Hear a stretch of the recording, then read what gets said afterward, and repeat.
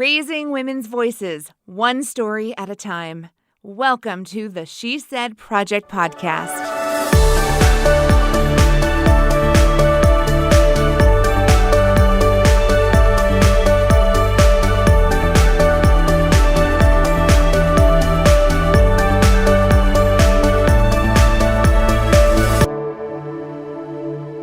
Welcome back to another episode of the She Said Project podcast. Thanks so much for joining us. I'm your host, Jenette Jerzek, National Director of the She Said Project. And I'm Kerry Rosso, the founder. I just like to sit here and watch Jenette. And then sometimes I'm like, oh, wait, she's waiting for me. Yeah, it's your turn, Kerry. Sometimes it's your turn. No, I'm so glad to have you with me. One of the sheer joys of working at the She Said Project is you have your life and I have my life, but we come together to reconnect, talk about the show, and get ready for each upcoming show.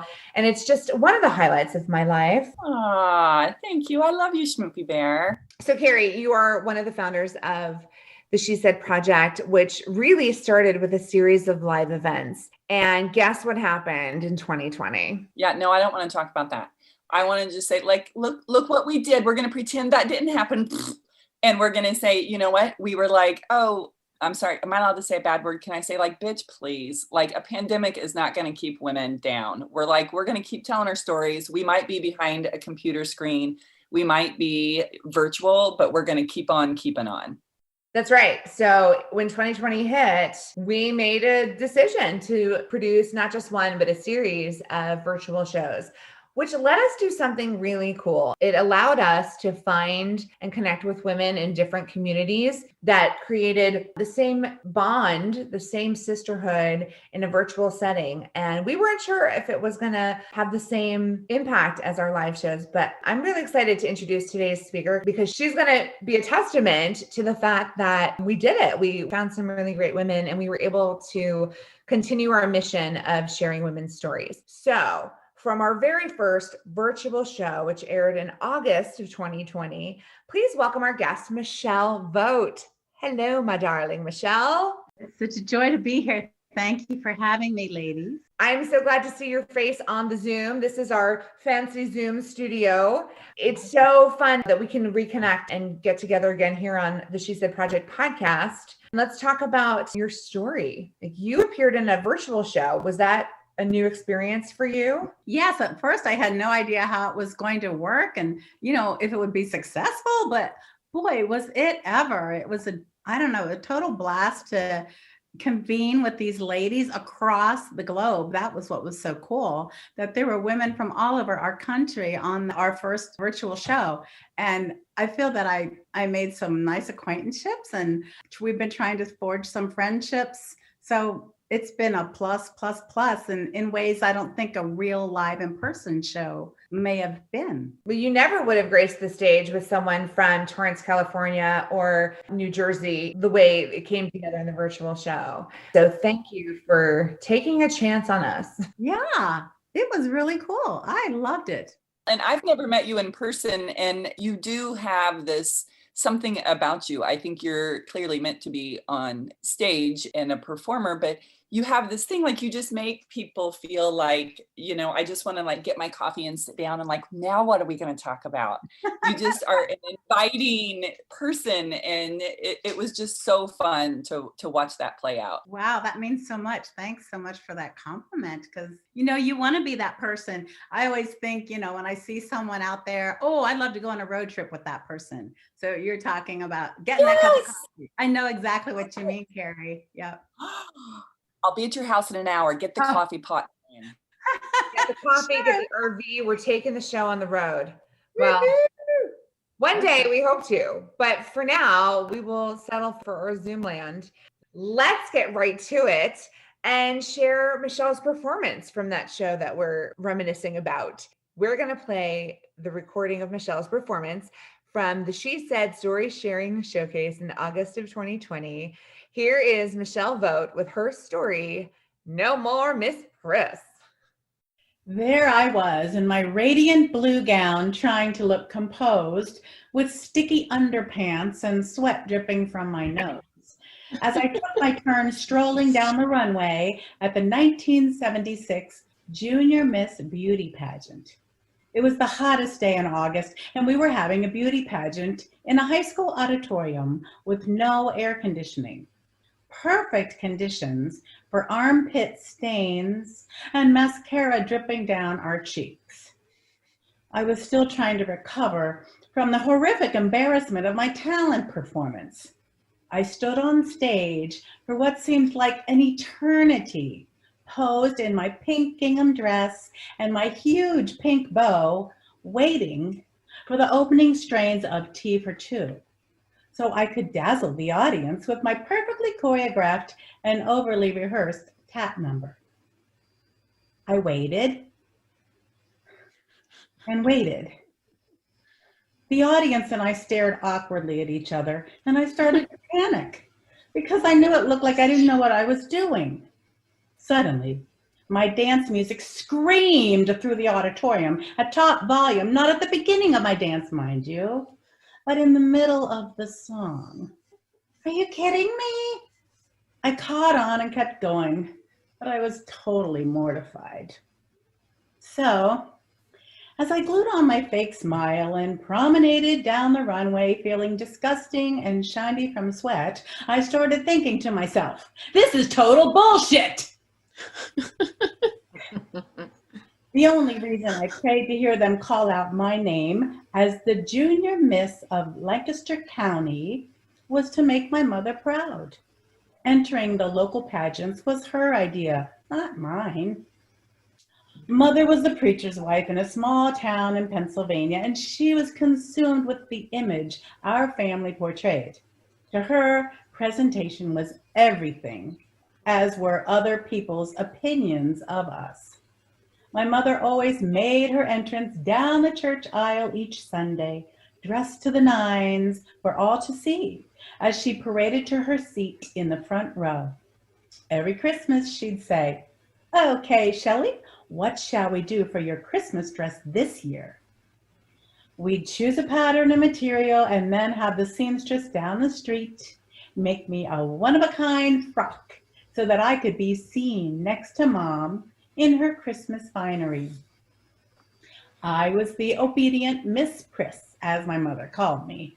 Little Miss Shelly Vought, who never spoke up or made a fuss, but believed that my worth was based on how beautiful and proper other people thought I was. Little did I realize as a teenager how damaging, self-abandoning, and futile that quest was. But that week at the Junior Miss pageant, I started noticing a voice in my head. That voice started questioning why I was standing there, trying to prove that I was better than every other 16-year-old on that stage. We were all just growing and changing, riddled with self-doubt and each with our own talent. Yet only one of us would be publicly told she was enough when the MC called her name.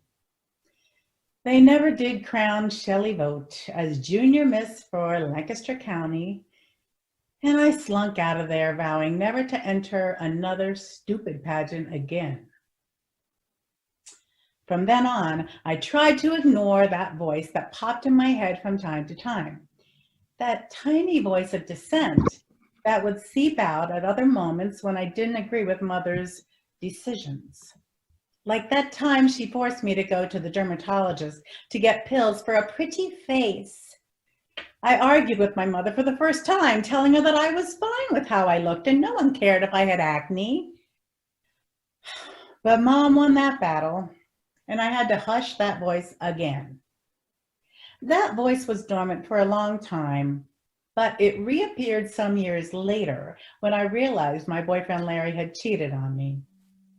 I was so used to keeping her quiet, afraid of what people might think if I ever spoke what I was thinking out loud. But I was older now, and my mother wasn't there to censor me. My feelings were so hurt. I was so tired of his lies. I couldn't keep my thoughts to myself anymore, and I just exploded. This woman's voice that I barely recognized raged out of me. "I am done being your doormat. This is over." And I stormed out, fuming and shaking. Who was that woman who had emerged from my insides and told Larry to shove it. I completely scared myself. I was a 32-year-old woman who had always hoped for a husband and children. If I so wanted a relationship and family, then why did I allow this assertive persona of mine to ruin it? What the hell was I doing? It took me several more years to come to terms with this woman who was dying to get out. I was struggling to hold on to little Shelly, remain obedient, and stay on track for the life I was supposed to be living. But this new woman emerged more and more. Let's call her Michelle. This strange part of myself that I didn't recognize, this woman of extraordinary self-possession, sporadically and randomly continued to appear throughout my life. Years later, I was engaged to Mark, an actor who ghosted me one summer while he was studying theater in upstate New York. I was devastated, but followed our plan and traveled to North Carolina to perform opera, all the while waiting for a letter from Mark, which never came. Though I was heartbroken at his radio silence, I debated whether I could accept an offer for a full-ride scholarship to a master's program in vocal performance in South Carolina. While little Shelly thought it would be inappropriate to make this move without Mark, I heard Michelle shouting, "Yes!" and accepting the offer. It was Michelle that took control, dumped Mark, and headed to South Carolina a few weeks later. It felt great. The more I got away from being the people pleaser Shelly and embraced the independent Michelle, the more I found myself living a full, rich life guided by my own heart. I was able to divorce my husband for his unfaithful and disrespectful choices, and have maintained my position as voice professor at a university where he still teaches right down the hall. I threw caution to the wind and started dating women, which felt natural and beautiful to me. I was even married to a woman for several years. Michelle kept showing up and guiding me in new, exciting directions. I guess she had been hiding out in my closet all along. Finally, the preacher's daughter, Shelly, lost all power to hold the door shut, and Michelle busted down that closet door, unable to hold back. From then on, Michelle became the leading lady in all of my life. In my late 40s, I created a one-woman show called Madame Monsieur. It is no coincidence that this show parallels my own evolution of Shelly into Michelle. I start the show dressed as opera diva in gown, baubles, and bangles, performing soprano favorites drawn from opera and musical theater, only to return after intermission in dapper dashing drag to perform the guys. Let me tell you, the way Michelle puts out the show is way different than Little Miss Priss Shelly. In my show, I embrace all parts of who I am. This strong, self-assured warrior of a woman, Michelle, has led me through my life, showing up just when I needed her on my adventures. I've been the Cincinnati Pickle Lady, owned my own singing telegram business, performed, lectured, and recorded around the world, survived sarcoma and breast cancer, made it through 2 tough divorces, to be a single mom to my remarkable gay son, Nick, who performs as a drag queen. I am so proud that he can be true to himself and doesn't have to shush the voices in his head, worried what his mother might think. The night my show opened, there were only 6 people in the audience. The second night, 0.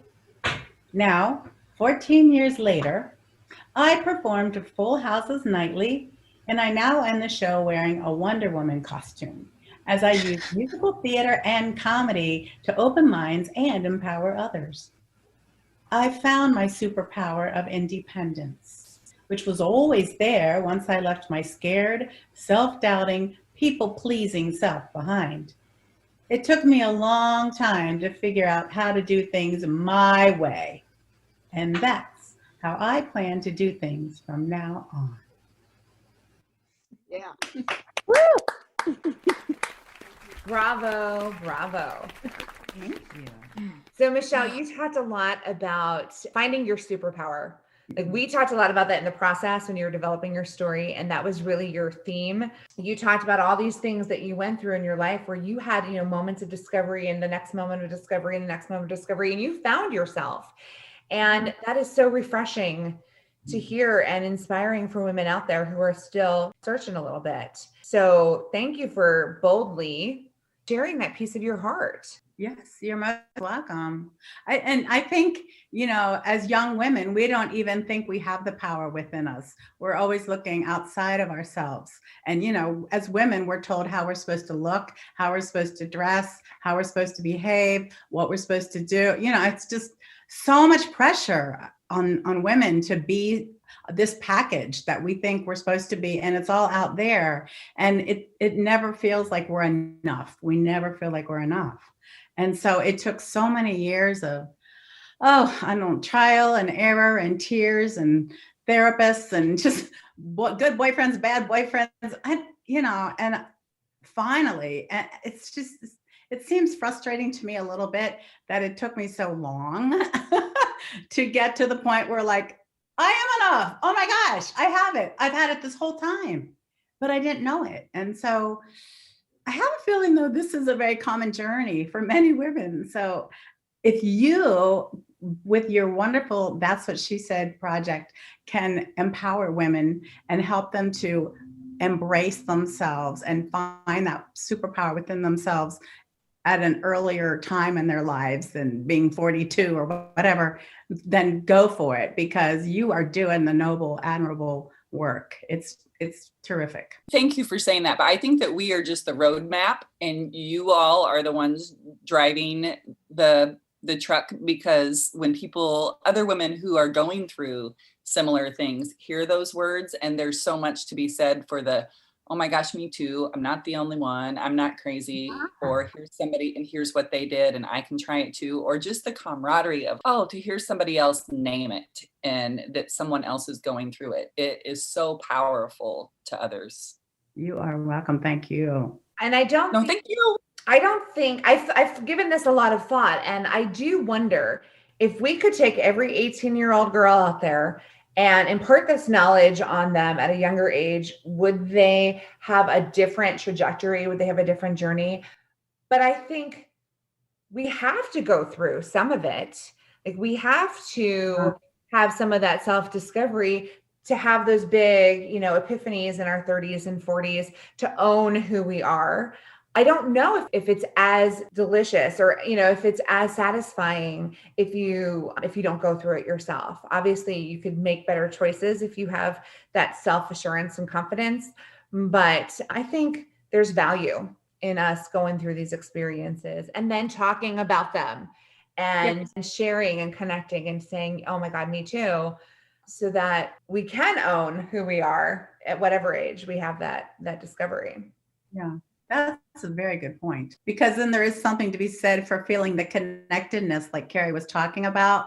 When we were doing our virtual PWSS showcase that August evening, I remember feeling like, I get you. I feel you. Oh my gosh, I felt that way too. And that's the whole gist of it, right? We're all feeling the connectedness, and that is such a gift.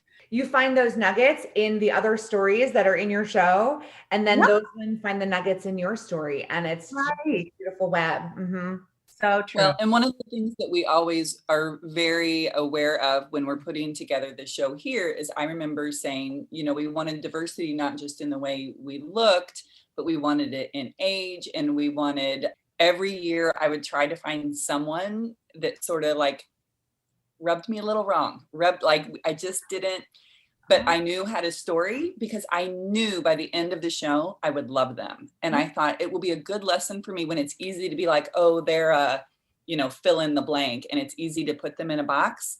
And then to have someone in the show that didn't think like I did and that had a different experience, because it's very difficult to be a they when you think of somebody you love. And that has been a beautiful thing of the show, is not just connecting to the people that I agree with, but really hearing from people that I strongly disagree with, but love at the same time.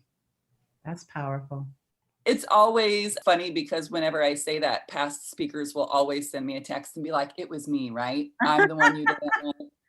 Oh, that's fun. I'm like, no, it was totally Jenette. It was always Jenette. I'm kidding. But what's so great about Michelle's journey is that we get a little peek into her life as a child with her mother, and her mother did the best she could with where she was at in life and the tools she had been given. And therefore, that's what got passed down to you. And we can look back now and go, it wasn't perfect and you had to overcome. But the beauty of it is because you overcame and because you took a step back and learned from it, you have now changed your parenting style. And you're allowing your son a whole different experience where he's not trying to fit himself into a box of what he should be. And you were giving him that gift. And I have no doubt that it was because of what you went through. Well, thank you. That's just making me tear up a little bit because it's so true. I don't know if my mother would have been accepting of me when I was in a lesbian relationship, but by hook or by crook, I'm going to be accepting of my son no matter who he is. And that's why we love to go shopping together, because we both shop in the women's department and we find things for each other. So it's having a drag queen as a son. And I buy him women's clothes all the time, which is super fun for me. I always joke that if we had sons that he better be gay, because I wouldn't know what to do with a boy who plays sports, or I would need a gay son who I could go shopping with. Well, you can borrow Nick anytime. Well, thank you. I might. I'm so grateful that you took a chance on joining us in the virtual show, because 2020 was upside down for everybody and everyone had to pivot. We wanted to keep moving our mission forward. And so because of you and the brave women in your show, we were able to do that. So mwah. Yeah, well, thanks. Shout out to you. I was thinking of one other thing, a little point since we were chatting here. I feel that there have been times in I'm sure we all have experienced this in our culture, where women look at other women as competition. Mm-hmm. And boy, oh boy, was this great, because it wipes it all away. It's impossible to be competitive when you're feeling the sisterhood. And so thank you for that as well, because I'm going to stand with you. I'm not going to stand against you. It's just a great feeling of camaraderie and the sisterhood. Kerry is the most competitive and combative person I know. And now you've given me such perspective as to why she needs this in her life. I am very competitive. And I always say that part of why I created the She Said show was because I had always been in sports. I had always had this sisterhood of teammates. And then you grow up and you don't have that anymore. And so if organized sports was your jam, and then you go out into the world and you don't have those butt slaps and high fives and those people that, because they're your teammates, you aren't competing with them. You are competing against yourself and pushing each other forward. And if I do well, you do well, it benefits all of us. And my favorite thing is to say, the rising tide lifts all boats, the old quote. And when we started this, my girls were little, and I kept seeing these images of catty women and women competing with each other. And I wanted them to know that there's a time and a place to be competitive, but not with each other. We are on the same team. And that has been great to over and over again see these groups of women form these teams. Mm-hmm. Basically, yeah. Jenette's not a team sport person, but it happens. Like, she might not admit it, but she is a team player. Kerry has brought butt slaps into my life, both in person and virtual. So on that, you can tell the difference between girls who played sports and the theater girls, because the first time I unleash a fanny slap, Jenette, and they're like, "That's inappropriate." I'm bringing jazz hands, not butt slaps. Yes, she goes jazz. She's all about jazz hands, and I'm over there beating her on the rear end. Again, Michelle, it was awesome to have you join us in the virtual show. We have learned in so many different ways that when you create a safe space for women to brave the microphone and to share touching personal stories, you do empower them to connect, inspire, and change the world. And we want to thank you for being part of that mission and that sisterhood. And we want to thank our friends and our fans who have supported us along the way and who continue to join us each and every week here on the She Said Project podcast. Thank you for listening to the She Said Project podcast in partnership with Illinois Public Media. All materials contained in the podcast are the exclusive property of the She Said Project and That's What She Said LLC. For more information on our live shows, go to shesaidproject.com. This podcast was made possible with support from Carl and Health Alliance and presented by Sterling Wealth Management, empowering women to live their best lives.